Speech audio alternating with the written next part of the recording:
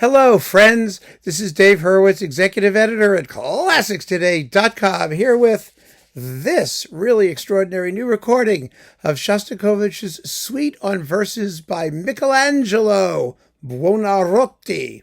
Really an amazing work. Do you know this piece? So many people don't.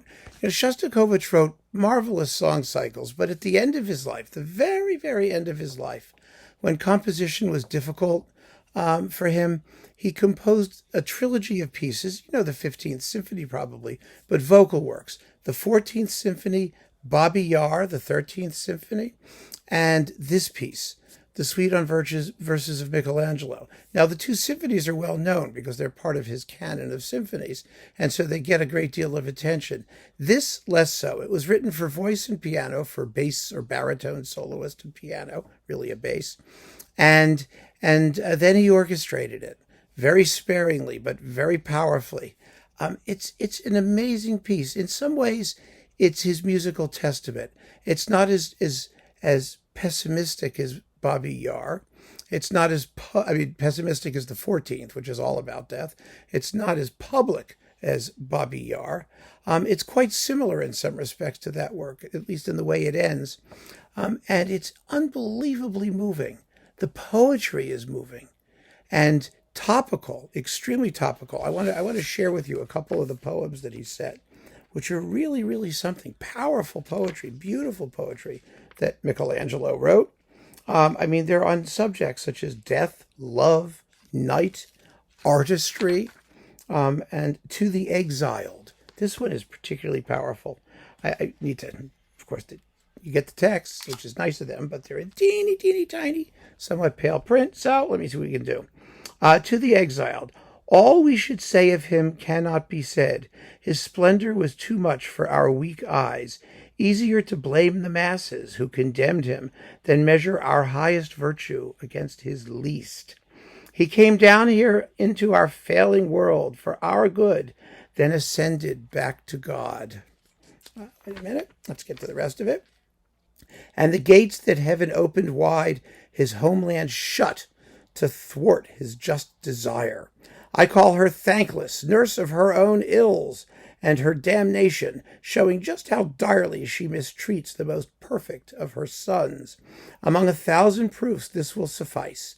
None ever suffered such ignoble exile. No greater man than he was ever born. That's hot stuff. That's really hot stuff. And the last song, which is one of the most moving things Shostakovich ever wrote, especially in that setting, is called Eternity. And here are the words. Here fate has made me sleep before my time, but not yet dead, although I now dwell here. In you I stay alive, who look and weep, for friends can each as the other's self appear. They think me dead, yet to console the world I live, 1,000 loving souls in mine.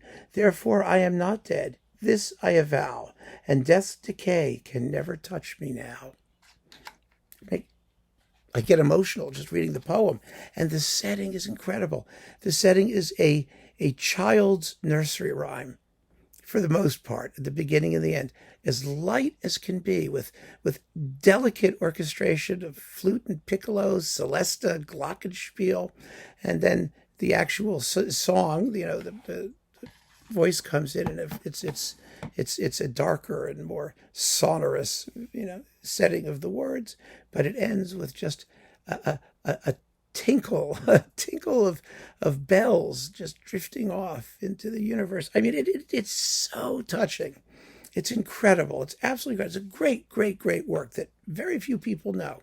So, there have been excellent performances of it. There really are. There was a recent one on Ondine that was terrific, but this one features, it's Matthias Goerne, who sings fabulously. He's a wonderful singer, with the Orchestre Philharmonique de Radio France under Mikko, Franck. Very well played, beautifully recorded, profoundly well sung, and the music itself is just so touching. It's such a masterpiece, an unknown masterpiece by Shostakovich. And so if you care about Shostakovich, you really need to hear this work, and you should definitely try this performance. There is a coupling. The coupling is October, the rarely heard symphonic poem, Opus 131, which is this was Opus 145A. So they date from the same period. Opus 141 is a piece of socialist realist junk. It's made from the same fabric as, say, the 12th Symphony, only it's really not as good as any of that stuff.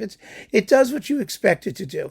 It sounds somewhat ominous, kind of militant, and then it proceeds to a wholly unconvincing, triumphant ending that seems kind of too short, even though you really don't really want it to go on any longer than it does.